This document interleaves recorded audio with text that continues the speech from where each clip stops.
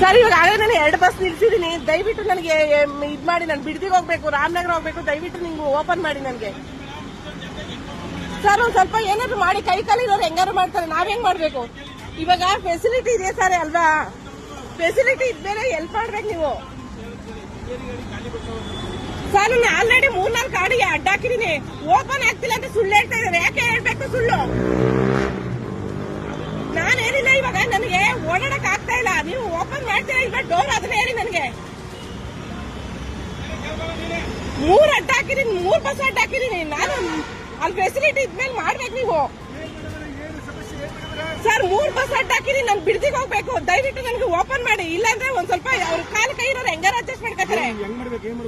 Sir ನೀವು ಒಳಗಡೆ ಬರ್ಬೇಕು, ಇವಾಗ ನಾನು ಬಿಡದಿ ಹಿಡಿಬೇಕು. ನಾನು ಒಳಗಡೆ ಬರೋ ಜನ ರಶ್ ಅದಲ್ಲ, ನಾವೇನ್ ಮಾಡುವ?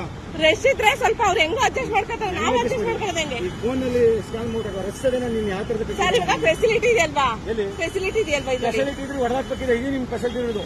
ಸರ್ ಇವಾಗ ಜನ ಹೆಂಗ್ ಬೇಕಾದ್ರೆ ಅಡ್ಜಸ್ಟ್ ಮಾಡ್ಕೊತಾರೆ, ನಾವ್ ಹೆಂಗ್ ಮಾಡ್ಬೇಕು? ಬಸ್ ನಂಬರ್ ಎಲ್ಲ ಹಾಕ್ತೀನಿ ತಗೊಂಡು